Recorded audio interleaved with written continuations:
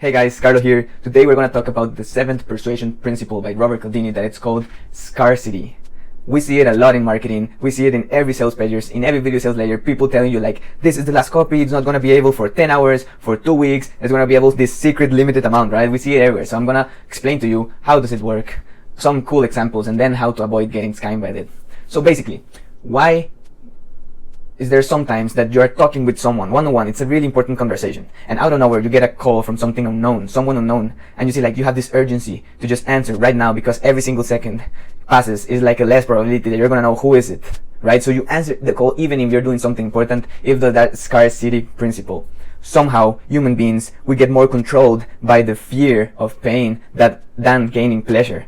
Because we feel that if we lose something, we're not going to be able to take it back. But if we're wanting to gain some pleasure and we can't, we just stay the same, right? If you feel like, okay, I'm going to lose the opportunity to get, let's say, like in a marketing course, I'm going to lose the opportunity to get all this valuable information, you feel way worse because you're going to be like in a deficit.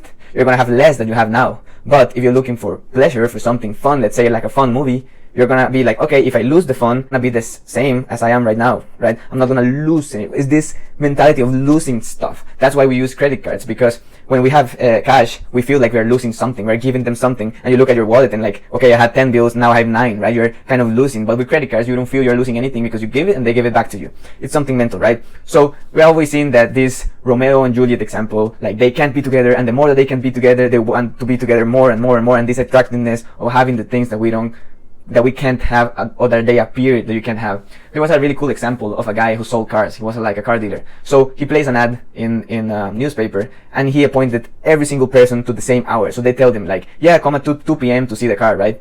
So people came by and they start seeing the car and they're like, oh yeah, it's a good car, blah, blah, the same questions. And out of nowhere, the second buyer arrived, and out of nowhere, they wanted more because they were like, hey, this guy arrived first, so if he doesn't want it, I can sell it to you. So he put like a higher price, and the first person feels so pressured about the second one, and then a third person came in and everyone felt like this competitive thing about everyone wanting to have it, even though it was the same car, even though it wasn't like a good deal. So somehow we think that if we can have it, it has more value, and somehow we attribute more positive qualities.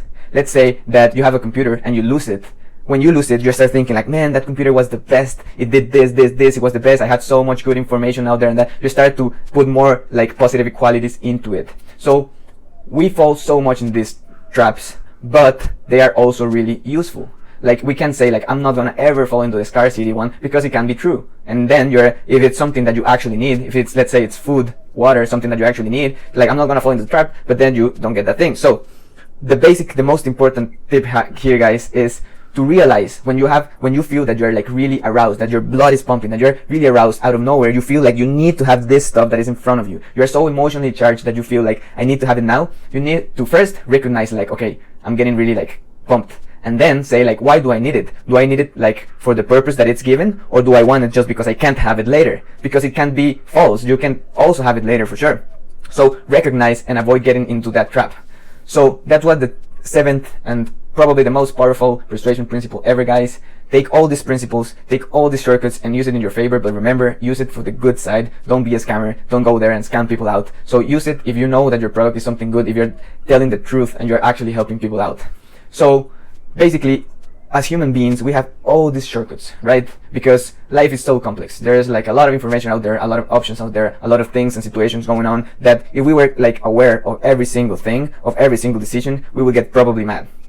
Like we can't, we need these shortcuts in a way, and we know that a lot of people like us, we know how it works and we can use it in our favor. But do consider that you can't be like a full aware person because you're gonna go mad. We need these shortcuts, we need to trust them.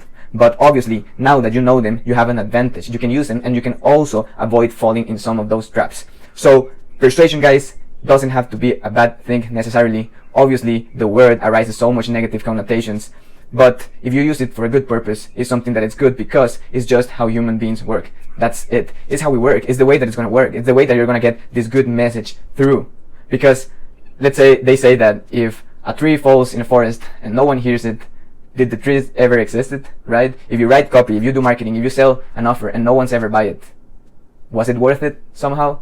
So think about it, guys. I had an awesome time reading this book. Please consider reading it. I also made a PDF about 101 headlines from 101 different niches, and it's totally free, so click down below, and I'll see you tomorrow with more value, and pura vida.